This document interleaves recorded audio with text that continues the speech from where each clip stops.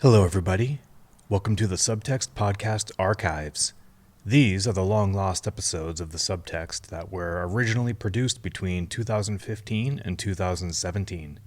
In 2018, the Subtext moved to American Theater Magazine, and we've been producing the pod there monthly ever since. These time capsules are being shared here in their entirety, including plenty of outdated references and advertisements for events far in the past. If you enjoy them, please subscribe to the current podcast feed for the Subtext or stream new episodes on the website for American Theater Magazine. Thank you for listening.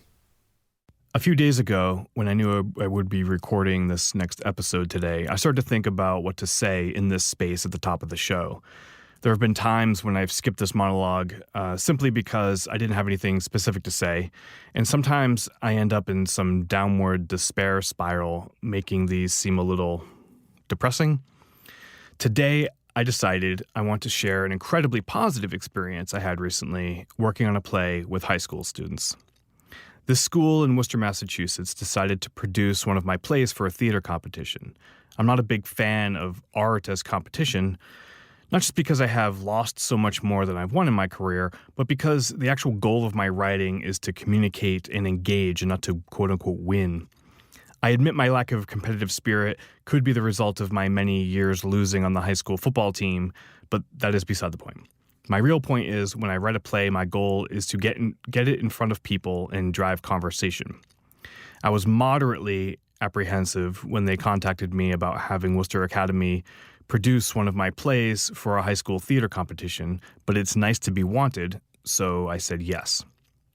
Spoiler alert, they didn't win, but it was an incredibly successful experience from my point of view. I was able to watch a group of 6 young actors tackle challenging material and perform it in front of hundreds of people. I got to sit in front of an audience and talk to them about the content and the creative process.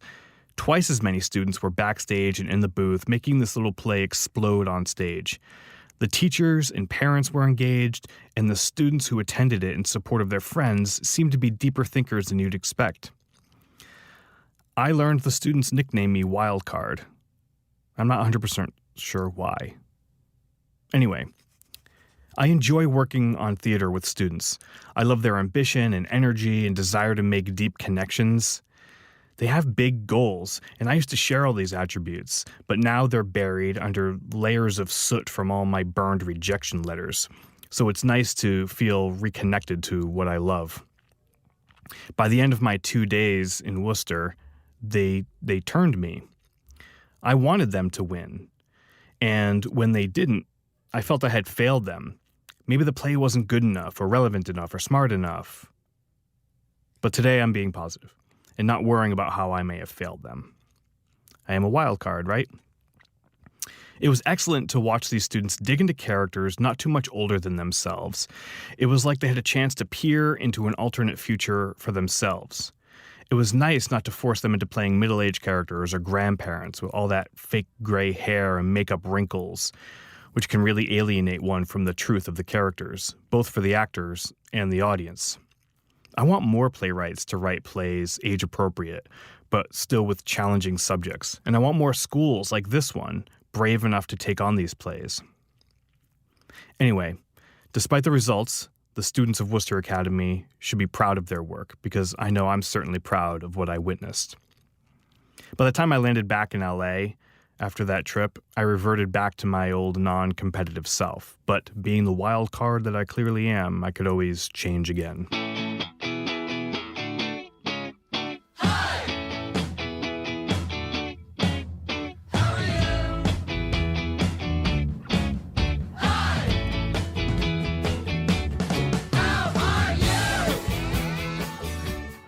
Welcome to episode 22 of The Subtext. This month I am talking with playwright Cory Hinkle, whose new play titled Apocalypse Play is receiving its world premiere by Moving Arts in Los Angeles, opening March 24th. Go to movingarts.org for information and tickets and all that. It is tripod time of the year. That means there is a special push for you, dear podcast listeners, to go out into the world and tell all your friends about your favorite podcasts.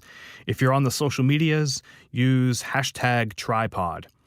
I would love it if you help spread the word, not only for the Subtext, but any other podcast you like. I would like to recommend Royal Court's Playwright podcast. It's just like the Subtext, only 75% more British. And if you have something you want to say to us directly, you can find us on the Twitters at Subtext Podcast or send us an email, thesubtextpodcast@gmail.com. Oh yeah, I don't always say this at the top of the show, but I should say it every month. Our theme song is generously provided by the band International Pen Pal. They aren't currently active, but they do have one album available on iTunes. Check them out. Okie doke, let's get started. Here is my chat with Cory Hinkle. Well, you shouldn't have that worry here because there is literally no preparation going into this. Oh, thank God. My preparation for today's interview were the past 4 or 5 times we've gone out for coffee to talk about life. I knew that's why we were having coffee. It was really kind of a tryout for this very, very really important long tryout interview. Yeah. Waiting for one of your plays to hit the Los Angeles theater community. So finally, I had an excuse to interview you. Yeah. No, yeah, I'm like thrilled and kind of shocked that something's happening in Los Angeles because, you don't think of LA as a theater town. You don't move here necessarily to get your plays done, but no, that's true. Here it's happening. It's happening. It's great. And my rap was that I didn't move here to get involved in theater, but when I moved here, because I started working in theater, I started caring about theater more than all the other shit, all the other Hollywood shit. Yes. And now I'm at the point where I don't care at all about any of that stuff, and I'm all in. It's kind of great on theater, but it's like, who does that in Los Angeles? I feel like a weirdo, There are some people. I mean, I met the artistic director of Rogue Machine, and they just started that theater 10 years ago. Yeah. I think after he directed for TV for 20 years or something, and he was like, I'm just done. I just want to do theater. I'm done. And Rogue does awesome stuff, too. Yeah, they're a really good company. Yeah. But you came here from Minneapolis, like 3 years ago now? Yeah, 3.5. And what was the motivation? Well, the truthful answer is that my wife, Victoria Stewart, who you know, she is a playwright as well, and she sold something. Mm-hmm. So as soon as we saw Hollywood money, we were like, wait a minute. Yeah. We have 2 kids. Maybe we can actually make a living doing what we want to do. And so we really... It sort of seemed like a good time. We'd been involved with the Playwright Center for a long time and run our own company. And there was just sort of a natural lull where we didn't know what the next thing was. And we had been in Minneapolis for 8 years, and she had just sold this thing. And it seemed like it was just time to like strike while the iron's hot or whatever. So we just moved. We just did it, which was kind of crazy. Were you, I can't imagine a city more different than Los Angeles than Minneapolis is. Yes. What has were you able to sustain yourself as an artist in Minneapolis? Were you able to just be? Oh, absolutely. It's the easiest town. I mean, it's the standard of the cost of living is so much lower, and it's just a chill. It's a very chill vibe there. Because I've compared it to Los Angeles, where in Los Angeles I have had the stress of making rent, which was just something completely unfamiliar to me in Minneapolis. There was just never any concern like that. It's just, I think also because Tori and I both, and a bunch of friends we know, we all came to Minneapolis via the Playwright Center. And so the Playwright Center was amazing in that it just opened a bunch of doors. I got teaching work, all of it originally through the Playwright Center. And then the fellowships themselves are income. Right. Not huge income, but income. And, it's enough to pay rent and the bills, and then you have to figure out the rest when you're on one of those fellowships. Or it's a little bit more if it's the McKnight Fellowship. But so it was the doors seemed to open there in a way because of the Playwright Center. And then also, the cost of living is just so much lower. It's just so much easier. Like rent is not finding an apartment is not a stressful problem in Minneapolis. Right, and not only finding the apartment here, but paying for it here. Yes, everything here is stressful. Right. Then you find the new apartment. You find the apartment, and you're like, great, it's great. It meets all our it's everything we want and need. And now we have to pay for it. Right. Great. Yeah. So it's a very different city. I mean, I love it though. I think it's a fascinating city. I think what happened to me personally in Minneapolis is after 8 years, the shiny newness had worn off, and the theater scene itself, I knew it like backwards and forwards. I knew everyone in that scene. Mm-hmm. I had worked with a lot of the companies that I wanted to work with. And so I reached a moment where I was like, well, I can continue doing this for the rest of my life, basically. I mean, it wouldn't be that much different. The only thing that could be different is if I got a tenure track job, maybe at a university, that would be different. But otherwise, I would probably be working with a lot of these same people, making shows. And moving to Los Angeles felt really exciting. And it's an exciting city. I mean, it's just really interesting to me. And it's changed my writing a little bit. I mean, I've actually written... My last 2 plays have been set in Los Angeles. I think I'm just into this place also as a setting. So how are they manifest? I'm really good at this. You're a professional. Yeah, I am. Talk about that. I'm interested to find out how this place is manifesting in your work. Well, is it simply the geography? I think it's the geography. I think it's the people. I think it's also the history. I've always really been interested in history. One of my favorite plays of mine is called A Disappearance in Two Parts, and it's a play about. Well, it's a play about a writer who's trying to write a novel, but he is doing all this historical research about Oklahoma, where I'm from, and he kind of slips into this wormhole of history that brings him back to himself and his family. So I've always written about history and always really been interested in history. And the history of LA, I mean, as soon as you start looking into it, it just keeps on opening interesting doors over and over and over again. It's like there's so much interesting history here. And it's not just the entertainment industry, it's all of these other things, how the city itself came into being, the politics of water, the politics of the neighborhoods, and who had power and control, and how they took power and control from other people, and then the history of art. My new play, I'm writing about architecture, so I've been doing all this research about architecture, and it's just totally fascinating, the architecture of the place, and all of the mid-century artists that moved here because of the war. I've just found it really endlessly fascinating. I mean, a lot of it is stuff that I'm like, oh, I want to write about that. I've wanted to write. I mean, it's not a great TV idea, actually. And I pitched it in a meeting. And the person was like, I don't know where you would sell that. Maybe like AMC, and that would be it. I was like, But do you know anybody over there? Yeah, exactly. Can you take it to them? But I wanted to write something about Laurel Canyon in the 70s and Graham Parsons. I just want to write it. I'm just Graham Parsons, he died and they carted his body off into Joshua Tree to light it on fire. All of his buddies did because he wanted to be buried in Joshua Tree. And I'm like, what the hell? Yeah. I love that music. I think it's fascinating. I love the Laurel Canyon area. It's interesting to me. I'm like, I mean, maybe also like setting and landscape has always been really big for me. Being from Oklahoma, I feel like landscape is important growing up there. I don't know. When did the interest, activity in theater kick in growing up in Oklahoma? Did it happen while you were a child? No.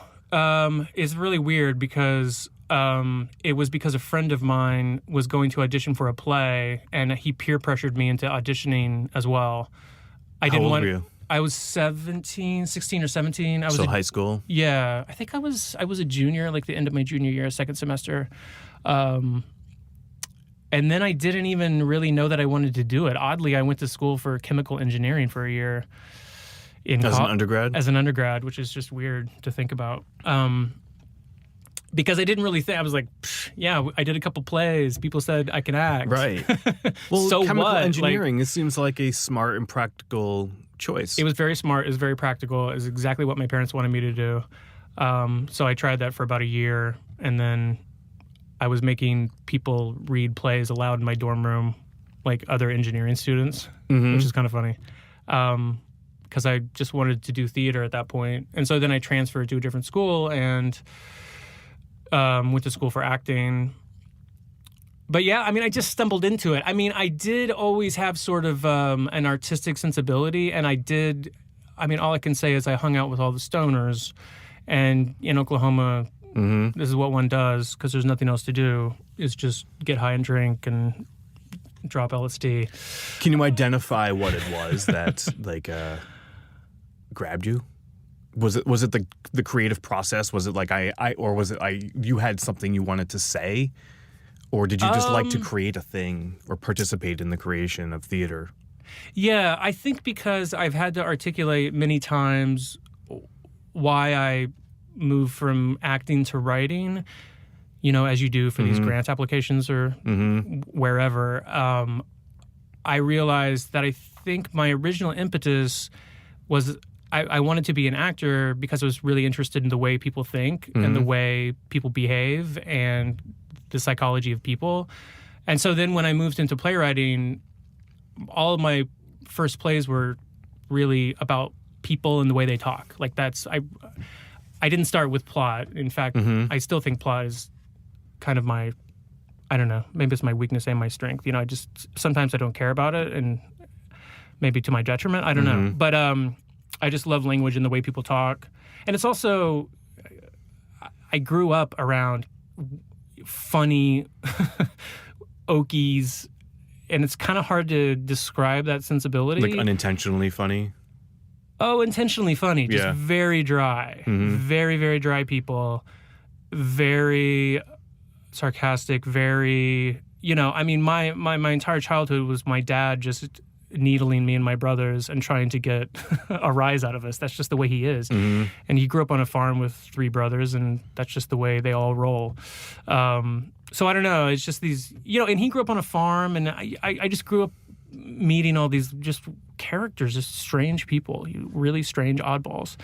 And so I think that was always there. If I had any artistic leanings, I was just always really interested in people. Like I really just wanted to talk to the weird guy at the Denny's, or talk to the homeless man for way too long.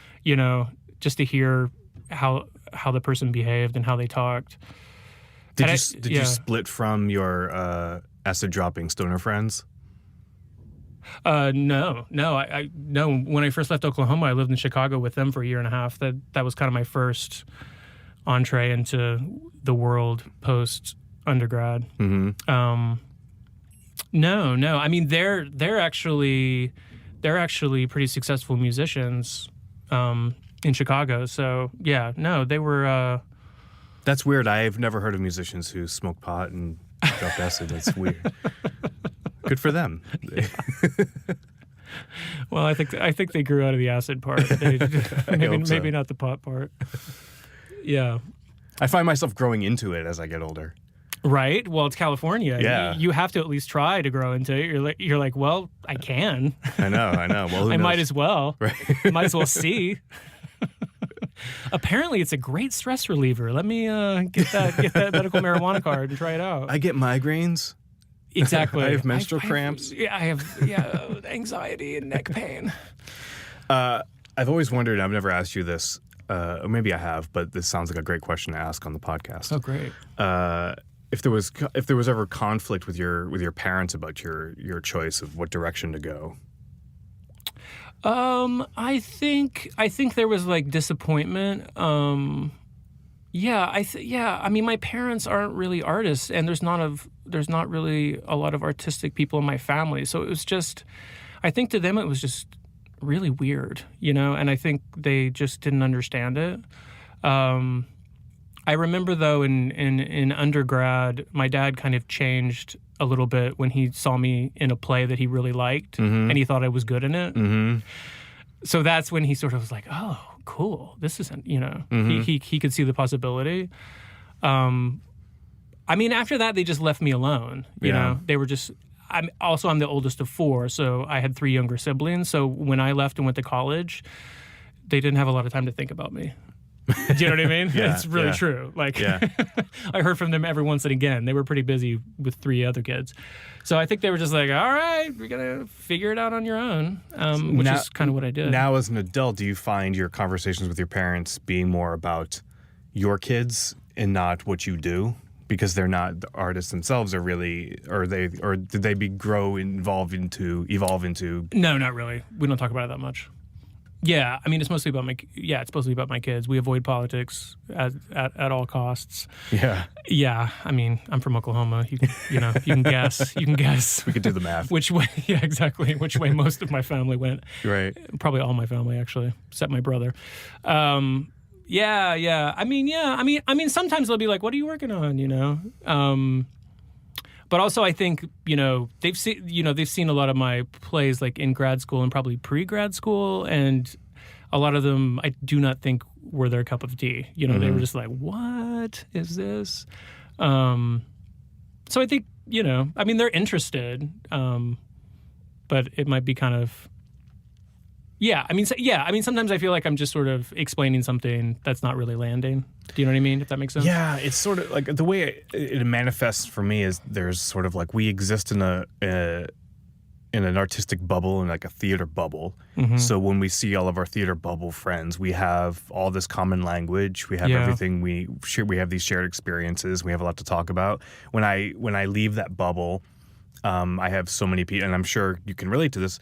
And I just experienced this to some extent traveling back to the Northeast and running into people from the previous part of my life. Mm-hmm. And outside the bubble, there isn't a shared language and shared experiences. So you're reconnecting on past experiences, and then I struggle with connecting with the here and now. So what is it that they're doing? This is non-theater people? Non-theater people, Yeah. So talking about what it is that they're doing, and them talking to me what it is because it's like we're both mysteries to each other. And then Absolutely. and then my family, the same exact thing. I don't think it has anything to do with. It doesn't exclusively have everything to do with the politics of it. I think it's sort of like the specificity of our world, and I think there's we feel so we can go to coffee tomorrow. We'll talk for an hour today, and we can go to coffee tomorrow and have more to say because there's so much shared experience. But then I'll go home and it's about the weather, Absolutely. Well, I mean, I feel like it also has to do with people just don't see a lot of theater. I mean, I've had people in my family, in my extended family, actually not understand what playwriting is. Like, I have to explain. Do you know what I mean? They actually think that what I do is write screenplays. And I'm like, no. It's a live event. Yeah. But it's like, when's the last time, I mean, it could have been 40 years. Right. The last time they saw a play. If ever. Yeah, I mean, maybe in high school 40 years ago, I'm talking to like my 60-year-old uncle, or something. Yeah. It's like they may have like really no reference point for what I'm talking about at all. Is there a sort of like judgment of that versus screenplay or TV, which is more accessible and sexy? Yeah, for sure. Like, I mean, Cory is in Los Angeles. Oh yeah, probably. Yeah. I mean, before I ever had any interest in writing for television, I feel like everyone in my family at some point was like, well, so you're gonna go to Hollywood, huh? You're gonna go to Hollywood and get your big break. It's like, and at that point I was like, absolutely not. I have no interest at all. I mean, back then I thought Los Angeles was a really awful place full of awful people. Do you know what I mean? Kind of the cliche of superficial people. I had the same exact. I actually never really visited here before I decided to move here. Okay. And when I was in my 20s trying to be an actor, it wasn't for a career and I wanted to be famous. I just wanted to do it because I loved it. And the concept of moving to Los Angeles was disgusting to me. If I have to move to Los Angeles to do this for a living, it's not worth it. I'll be a paralegal instead. Yeah. No, I was so focused on theater. Like, I really just wanted to make plays, and I was so focused on that. I mean, I just didn't even. I don't know. I mean, I think I've met other playwrights, who are very much storytellers. Like it's just like, I want to tell stories. That's what I want to do. And I actually think a lot of writers for television. I was just at this Humanitas luncheon recently, and there was so much talk of like, I love stories. I love telling stories. Stories. And that's definitely true. But I also really just love theater and liveness and theatricality and putting things on stage and design and what you can do on stage. So yeah, I mean, I feel like there are a lot of other writers who are interested more in story and telling stories, but I've just always been more interested in what theater can do that makes it special. So I feel like for so long I was like, I don't want to do TV. TV's crap. And theater's awesome. Theater's amazing. All these amazing experiences that you can have just going to see a live event. You don't know what's going to happen. And, obviously TV got a lot better though. Right now there is awesome TV, and there's a lot of it. I mean, I think, when I was in grad school, I watched The Wire on DVD, all 5 seasons, and I was like, oh, okay. TV. I mean, that was, then I moved to Minneapolis and ran a theater company, but right. I wasn't like straight to LA, but yeah, I mean, TV also just changed where I was like, I wasn't going to be a snob about it anymore because it was so much better. But still, there's just something special about theater that TV and film cannot do. And it's the liveness and it's the theatricality. But we base our judgment on things. I'm painting with a broad brush, obviously, but I feel like in general we judge things based on the amount of money that comes out of it. Theater doesn't produce money. You don't earn a living as a theater maker, as a playwright. Yeah. And I think that you make money as a TV writer or a screenwriter. Right. Therefore, it is better. You know? And I think, and I've had so many of these conversations with playwrights who are now writing for television, and many of them are able to balance, both. They're still able to write theater, but I think the pull to television changes you. Like, it changes how you're wired. You spent all those years in Minneapolis as a theater maker. I wonder if you ended up getting staffed in a TV show and into the TV machine, if it would change your sort of value judgment of things. Yeah, I feel like would you be able to go back? I know. Right? No, I feel like it would have to. I mean, it's just impossible that, what you would be writing every day for weeks wouldn't infect this other writing that you're doing. I can't imagine that it wouldn't. I mean, I feel like, I honestly, I feel like just being here and coming and doing the TV thing, going on these meetings and writing pilots and all of this stuff, I actually think it's already affected my playwriting to some degree, because I'm just like, in one or two plays I can think of, I think I was very much interested in plot and story, and I was working that out in the pilots that I was writing at the time, and then also I happened to be working it out in the plays as well. I was interested in the sequence of the plot and the turns and this character, you think it's going this way and then it turns that way, which is not something that I had done in any of my other plays, because I was more interested in the way the play is changing, the form of the play is changing, instead of the way the characters are surprising you because you thought it was going one way and instead it went another way. I mean, it's already affected it, so I can't imagine that it won't. When you teach, so you talked before about your sort of love-hate relationship with plot. When does this manifest when you teach, or do you kind of stick to the basics so that you don't share any of your own habits? Oh no, I share. Yeah, no, I share everything. I mean, I'm pretty biased when I teach. I did a thing that I really, really liked the last time I taught an undergraduate course, which is that we started. Usually, I would start with plot. I would do like this Aristotle's 7 elements, right, kind of in order. We would read like a plot play. We'd read a character play, a language play. But this time I started with theatricality, which I think I borrowed or ripped it off from one of Sylvan Oswald's. He sent me one of his syllabus. Yeah, one of his syllabus, just as as an example for something. I can't remember why, and I was like, oh, that's cool. I'll start with theatricality. Like, what even is theatricality? And so we read The Christians, which is a really theatrical play. Which doesn't has a single setting, but it keeps changing from setting to setting without actually anything happening. They just turn to each other and then suddenly they're in a bedroom. Right. So I was like, okay, that's a great way to start. So then we just started talking about what is theatricality? What does that mean? What is a play that's theatrical and one that isn't? And that was actually revelatory because I had taught so many playwriting courses before where we started with plot and we would read the poetics to start off, which is cool. I mean, I love reading it. It's interesting. But then I think it created a template going forward for the course that because it's the first thing that you it's teach. the first thing you introduce, and then you deconstruct it, of course, but then but I think starting with theatricality invited the students just to do whatever the hell they wanted in a way, which was more exciting. And then we also talked about plot and we talked about different kinds of structure.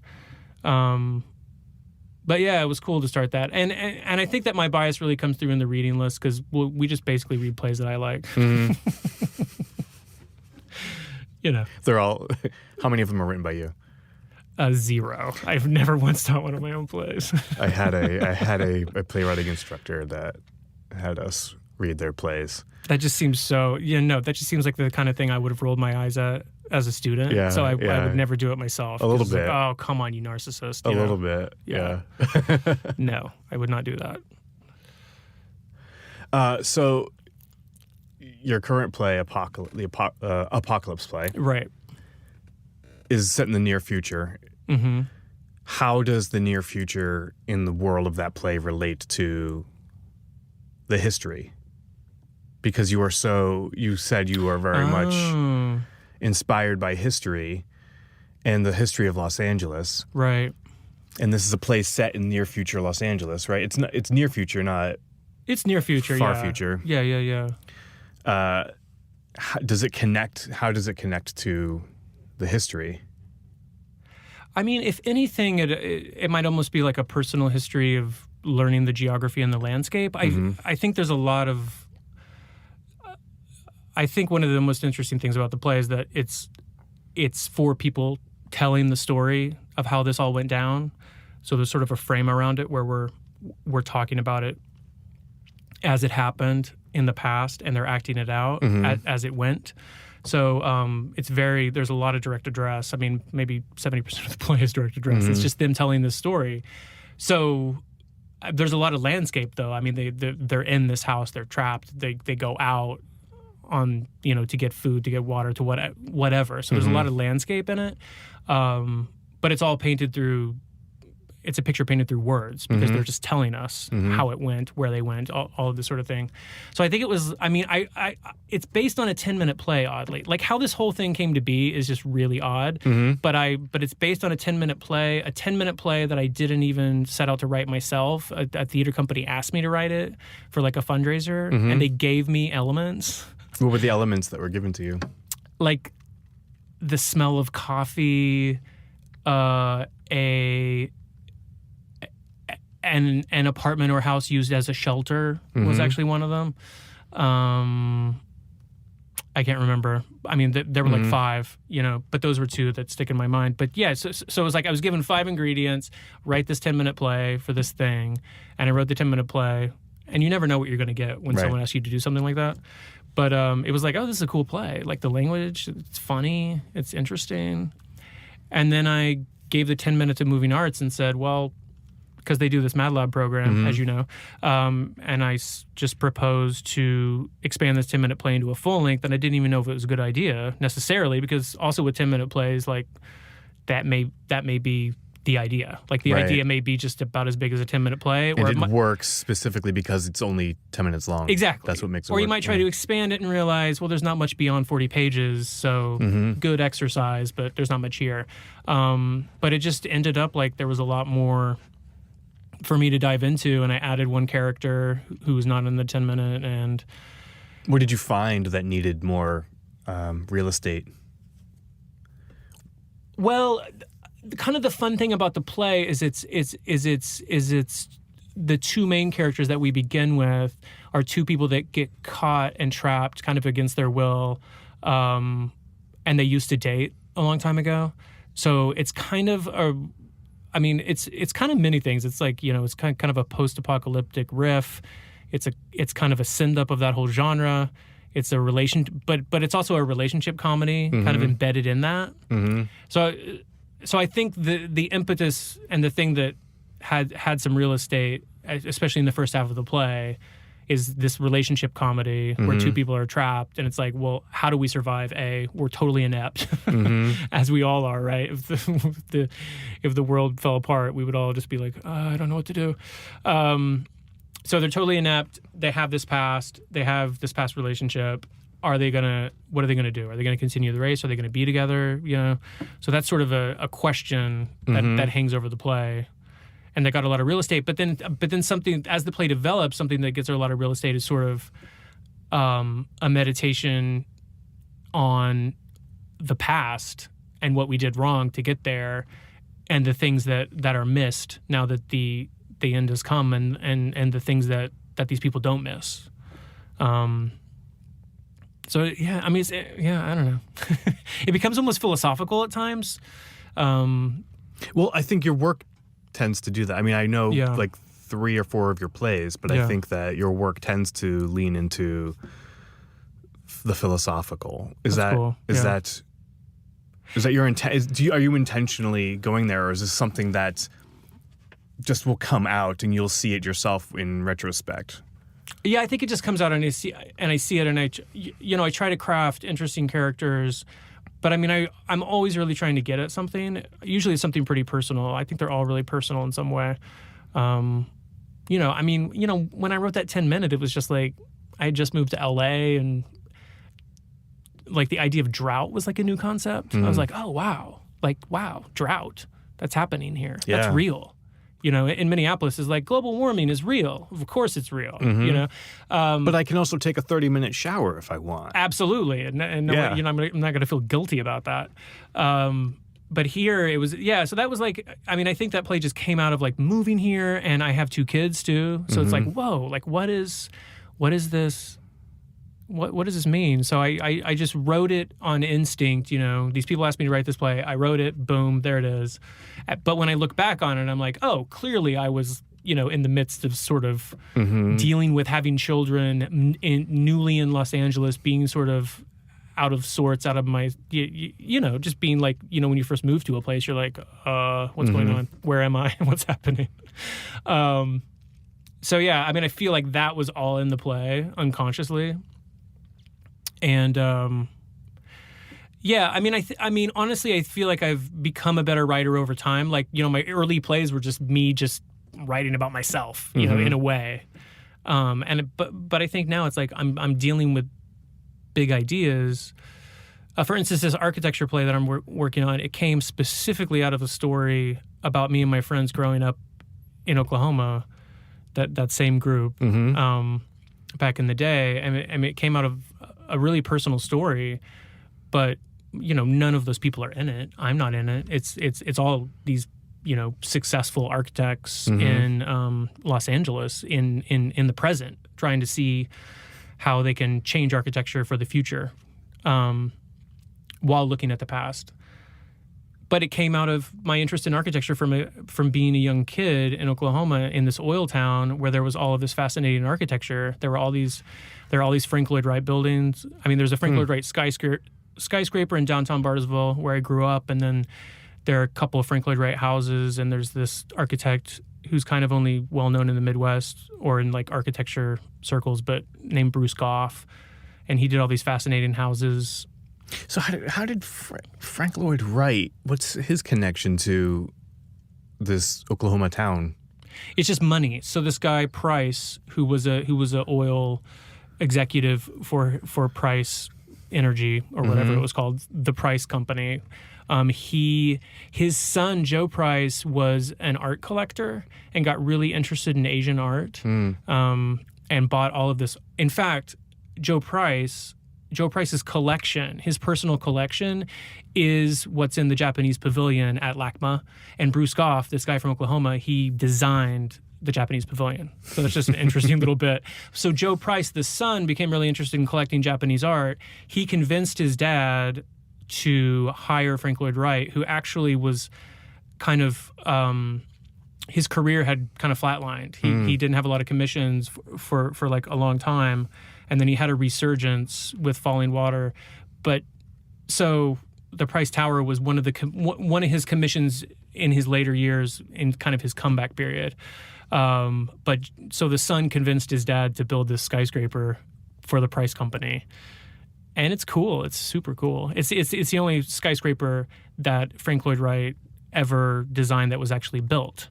So then the really interesting story from my perspective is that when I was in high school, me and all of my friends, being these art geeks, guys just looking for something to do. Right. One of my friends started volunteering with Shinnecoin Foundation, which, anyway, should I be telling this story? Yeah. I guess so. Yeah, so one of my friends started volunteering with the Shinnecoin Foundation, which is the Bruce Goff Foundation, and then my friend figured out, the thing was the Price Tower was empty. Phillips Petroleum bought it from Price when Price Company went to Houston. So it just sat there empty. They didn't know what to do with it. They were going to knock it down and build a parking garage. They didn't end up doing that, so it was just empty, like on a holding pattern. They didn't know what to do with it. And my friend figured out how to get in because it was just empty. Right, yeah. And so me and my friends used to go into the Price Tower, this like gem of architecture, and we would go up and drink beer and hang out on the balconies of the Price Tower. Like that's what you do as a teenager. Exactly. If I had a skyscraper like that in the woods of New Hampshire, you damn right I would have like found a way to like break in and hang out inside it. And no one cared at the time. I mean, no one cared. It was just sat there empty. There was no foundation associated with it. I mean, now there is. Now there's a museum on the first floor, and they redid it, and there's all this money that they did to I don't think you can get it. in trouble now. I mean, the statute of I don't think limitations so. for I think the trespassing. statute has totally passed. Yeah, so it was there was a lot in and around that experience, being interested in architecture at that young age, and having sort of a window into like another time, sort of New York in the 50s and 60s, like Frank Lloyd Wright's early career, and just I don't know. I mean, it was sort of like a first window for me into the arts and being an artist, and this interest in architecture that really came out of my friend who's a visual artist and was totally into architecture. It's really interesting the things that take hold of us when we're in this age in high school as teenagers, and we are becoming independent and we're discovering things, and often we think we are discovering something for the first time. We're the first person to think about how awesome architecture is. You know, like nobody, our parents have never had these thoughts before, or whatever. But also how it impacts you when you live in a I gotta get away town. Exactly. Right? Yes, absolutely.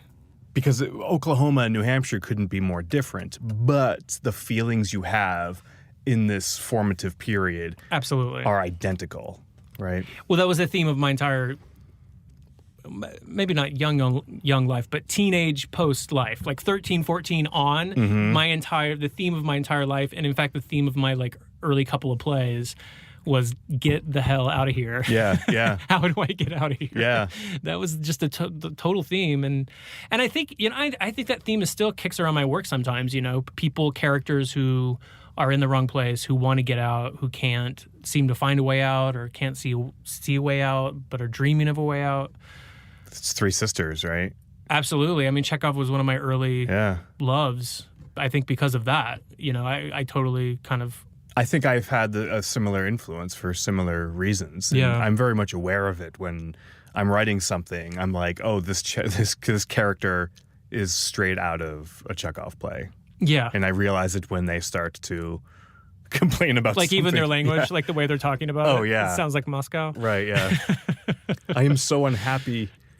I'm so unhappy. Yeah. That was a huge theme. For sure, in my young life. And so does this exist now? These feelings, like, are you writing in your do you have these characters in your architecture play? Well, what happened this is a really fascinating story. Again, I don't think anyone who would be hurt by me telling this story would listen to this podcast. So I will tell it. That hurts me. Yeah, I know, right? You're like, everyone's listening to this podcast. What are you talking about? From all walks of life. But my friend, this is a really weird story. But this just happened in the last few years. But my friend who introduced me to the Price Tower, who I used to go up into the Price Tower with, me and some other friends, and him, he had moved back to Bartlesville recently, my hometown, and he ended up getting arrested for stealing a chair out of the Frank Lloyd Wright Museum in the Price Tower. Oh, wow. So he had stolen this chair. Yeah. And they ended up... That seems like a big deal. It was a huge deal. Yeah. So... unless it was just like the chair that the security guard sits on in the lobby. No, it was a chair like roped off in an exhibit, and he went in and took it. That's a big deal. Yeah.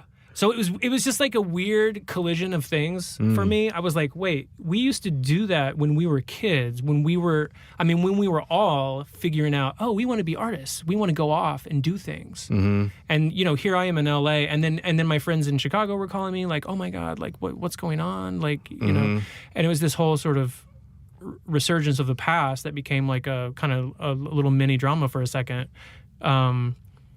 But it was just, I was like, here I am in Los Angeles doing my thing as an artist, and my friend, through whatever series of events, he had to move back home to our hometown, work a menial job, and ended up stealing this thing.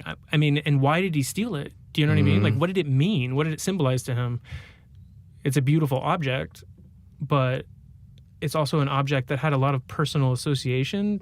Because we used to do this. It's not as if he had forgotten that. He didn't forget that. But there's also something about, I wonder if people who steal well-known things are doing it for the act because you can't share it. Like, you will get caught. Yeah. Like, you steal the Mona Lisa, you're doing it to say, I stole the Mona Lisa. How are you going to get rid of the Mona Lisa? You're not going to hang it on your wall or sell it, right? Yeah. Obviously, this Frank Lloyd Wright chair isn't the same thing, but it'd be hard to get. It's a notable thing, yeah, right? And so I wonder if it's the act, it's the achievement, simply, and having done it, you've checked it off, and now it's just waiting to get caught. Yeah. That's kind of what I'm exploring in the play. Like, why do you want to take something beautiful that's not yours? Mm-hmm. Why do you want to potentially destroy it? Or, is it sort of a love-hate thing? Do you love it and hate it? Do you hate it because it's successful? It's a successful object. You made objects and they weren't like that. Do you know what I mean? And so the play itself takes place now, and it's about. There are like 7 characters, but 2 of the characters are this married couple who are architects, and they have this big LA project that they're doing with this younger architect. But then an architect from their past just happens to show up, like the day that they're having this kind of intimate celebratory dinner party where they're going to celebrate this project moving forward. Mm-hmm. And it's clear that this person is not particularly welcome, and that something went down in the past. Mm-hmm. And that's sort of where my personal story, through workshopping and thinking and, kind of landed on. Also, I just didn't want to write a play set on the subject in Oklahoma. It just seemed more rich to set it in Los Angeles, because Los Angeles has this architectural history. So I set it here. But because of that, it had to, it really just had to be a work of total fiction. But I think like the emotional truth of that story of my friend is in it. But then if you set it elsewhere, it actually gives you more freedom to be possibly more emotionally honest. Yeah, exactly. Right? I don't have to protect anyone. Yeah. Except now I told the story on your podcast. Right, so right. But only no 9. one's protected. We'll bleep it out, right, in post. Thank you. I was thinking about the relationship between sort of like business and art and architecture in Los Angeles recently. With, I don't know if you're even familiar with this, but there's this wall in Silver Lake called the Elliott Smith Wall. Oh, of course I'm familiar with it. And so recently the Elliott Smith Wall has been destroyed because a business moved in. Well, can't you still see the... Well, what happened? they got rid of the graffiti or something. They cut it out. They put in a window and a door. So for all intents and purposes, the wall isn't the same anymore. I see. And you can drive by. It's on Sunset or Santa Monica. It's on Sunset. Yeah, Sunset Boulevard. I mean, I just saw it recently. Yeah. So now you'll see that it's not the same anymore. I see. And I drive past it a lot coming to and from work, and I think about our hipster relationship to it, because Elliott Smith is like in Silver Lake. It's such a hipster location, but Elliott's it just happened to become an Elliott Smith wall because he took a photograph, right? Yeah, and not everybody. He's kind of an obscure musician. Like, should every single person in perpetuity accept the relationship between people who love this musician who died 10 years ago? And this wall, yeah, forever. Because when I first saw it being changed, I was like, oh, this is painful. Yeah. But this is somebody's property too, right? Should that matter to them? Does it have to matter to them? If it doesn't matter to them, just naturally, like if an artist, if I hate Banksy, and Banksy happened to graffiti the side of my house, do I have to care because it's Banksy? Because everybody else cares? Yeah. Well, it seems kind of oppressive to make you care. Right, but it also doesn't feel like a crime? It does feel like a crime. Way? Yeah, I mean, it's interesting, doing all this research. There were these things called the case study houses, which Architectural Digest in the 50s commissioned all of these architects to build these houses in Los Angeles. And so it's kind of historically important, and they're really amazing mid-century modern houses. But when you go through the list and you look at them, it'll say it still exists, never built, remodeled beyond recognition, or leveled or raised or whatever, right. And it's just sort of interesting to think about. Oh wow, I mean, that tower in my town could have just as easily been a parking garage, and I never would have seen it, before I was born. So I don't know, I feel like a city should find a way to respect its own history and preserve it.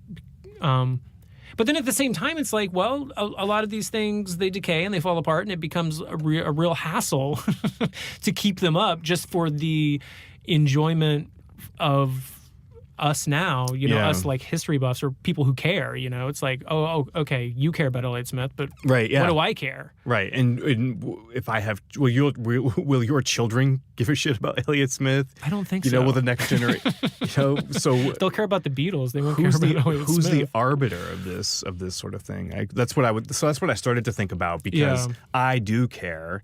But as I started to see it transform and this wall be built and this business start to develop inside there, I started to think, okay, well, things change, and this is just the natural course of things, and it's okay, Yeah, I think that's right, I guess. I mean, it is sad if you have a personal connection to Elliott Smith, but I mean, what is it really except a place for people to take selfies? I know, yeah. Do you know what I mean? Yeah. It's like, oh, I got to get over there so I could take a picture of myself in front of it. So but in Los Angeles, post it on Instagram. Los Angeles is one of those places. Going back to something you said at the beginning about the sort of like geography of this place, and it is, I've never, and I mean, obviously New York has this to some extent, and like any large city, like perhaps Chicago and Seattle, but Los Angeles has more weird, random, this happened here, absolutely things, totally, and this is the facade for the Brady Bunch house. Like, nothing was filmed there. They just happened to choose this house in this neighborhood in North Hollywood or Burbank or wherever that is. And so until everybody who ever watched that show dies, people are going to drive out, and it's on a map and it's on Google, and you're going to find it. And so the people who live there, everybody who ever lives there, is always going to have people outside their house taking pictures and pointing and taking selfies. Totally. And I find that incredibly fascinating about this place, because you can find a map that will say, it'll point you all over the place and say, this is the Beach Boys' house. And you'll go there. This is where this album was made or something. And you'll go to the Beach Boys' house, and there isn't a fucking house there anymore. It's just a plaque, because they built a freeway over where the Beach Boys' house used to be. Right. But there's still a plaque there. Well, I mean, then the other part of like not respecting history is that, you know, now it's sort of swung back where everyone's like, oh, we don't want to live in a car city anymore. This really sucks. And it's really bad for the future. And then you read and you look at it and it's like, this wasn't always a car city. It actually started, I mean, I was reading, there used to be trolley cars. I think I read it in that book, Secret Stairs. Have you ever seen that book? But it's about all the staircases in Silver Lake, and there's some in Santa Monica, but Echo Park, but all of those hills, there didn't even used to be streets up to those houses. The only way to get down was to come. I mean, you had to walk down the steps, but there were trolley cars that went right around all of those hills. So it's like, well, it'd be kind of cool if that still existed, Right. Yeah, I don't know. I mean, it's weird too, because I feel like Los Angeles has all this history, but you know, like the Beach Boys house. I mean, it's hard to make an argument that the Beach Boys house needed to be preserved, but at the same time, there's no logic at all to the way things do get preserved and the way things have been planned. It's just sort of, you know, it just sort of happens as it happens. Yeah, because that's LA. Because it's all these little cities stuck in a big city. The cynical me just says that it comes down to money always. So when the value of something exceeds the monetary value exceeds the emotional value, however you're able to measure that, that's when the thing goes away. That's when the Elliott Wall goes away. That's when the Beach Boys house goes away, and. That's what I'm thinking about. Well, that's true of New York too. That's going to be true of everywhere at this moment right now. It's like, I mean, the fact that you read about in New York that they keep storefronts empty. They're not going to let any like small mom and pop establishment come in and start a store, because they're basically just waiting for some conglomerate to buy it and like fold it into a Chase Bank location or something. Do you know what I mean? I mean, it's just kind of crazy. Yeah, and I think about writing with the way I tie this conversation that has deviated so far from writing back into writing is the sort of like political climate, and how I want to write more about these things, our cultural relationship to money and monetary success, and people who are driven, who are more motivated by monetary gain, but I can't seem to access people like this. Like, I can't seem to personally access the uber wealthy, successful folks as dramatically interesting characters, you know? Because of their wealth or because of their drive? Like, you don't understand? I feel like I have a hard time personally relating to people who are like Trumpian level I see. success. Totally. Where their decision-making process in the morning about what to do and what to eat and what to wear. Right. There isn't a single thought about how are we paying the rent today. Like all of you that talked stuff is about. gone. All of that stuff is gone for them. Yeah, so I have a hard time accessing that as a writer. And I'm wondering, I guess, so my transition into this is throwing that to you. Like, how is this impacting, is this change in our climate impacting the way you're seeing the world and the world through your characters, or are you motivated to be writing about anything differently? Oh, I see. Well, I mean, I think I had a couple of thoughts.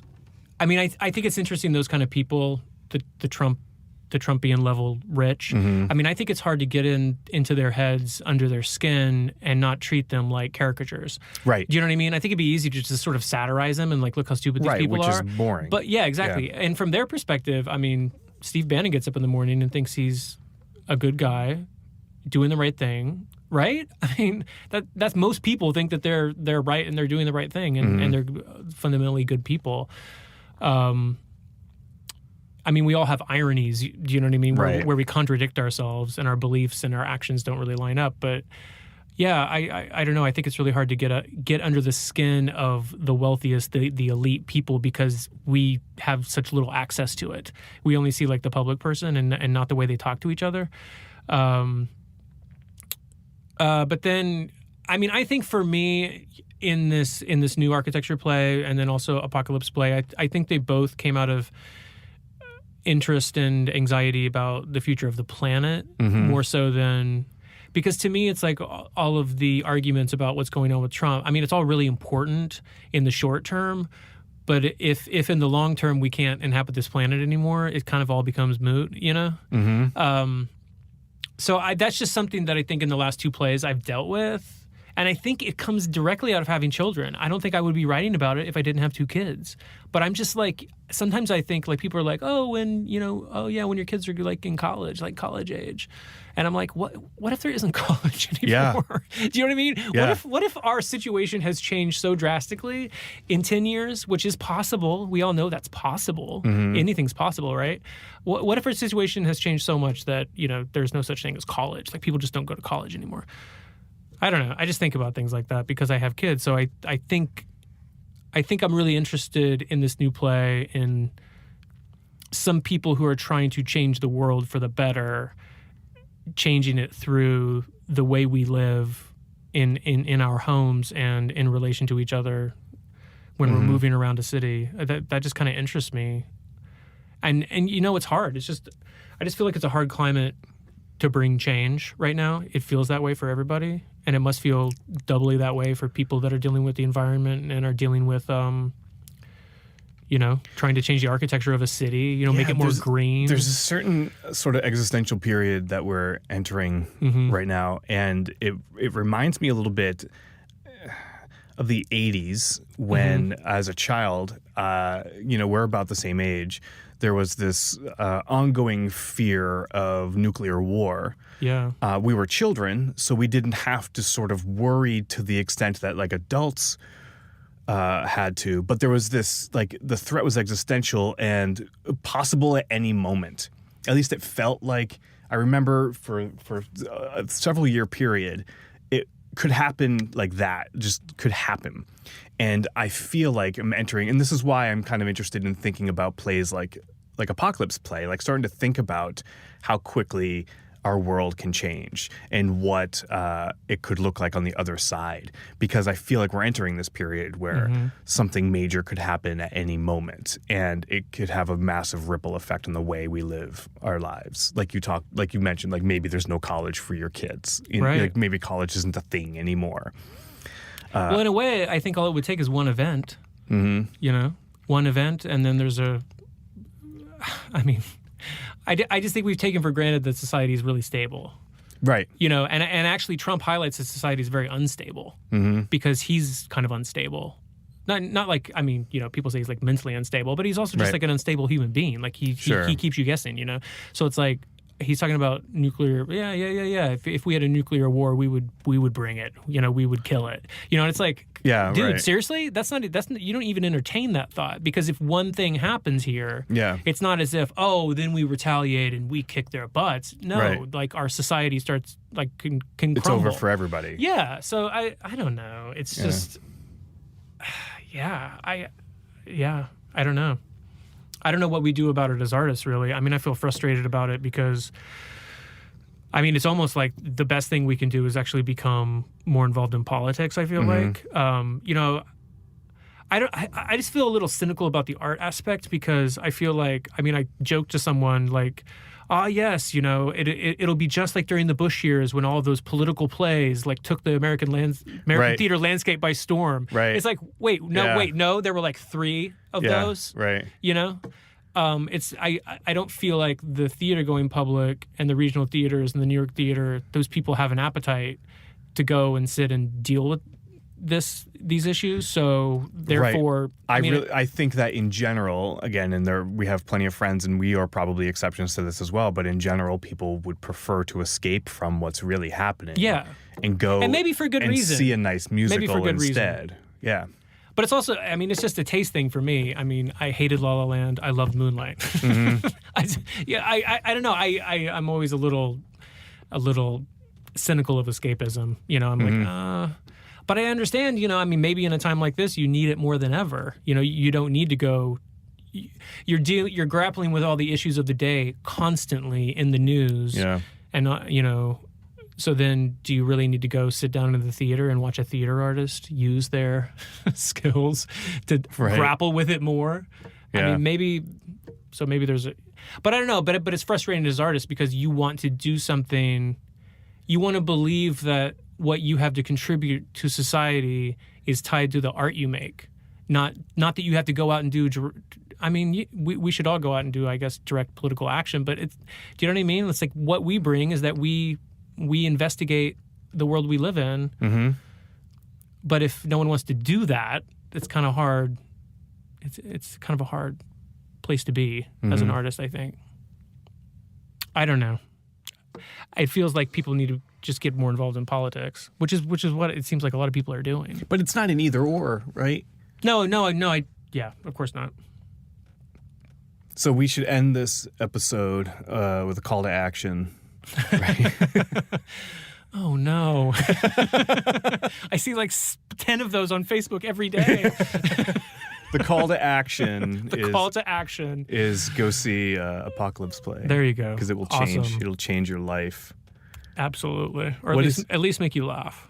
What is your pitch for Apocalypse Play?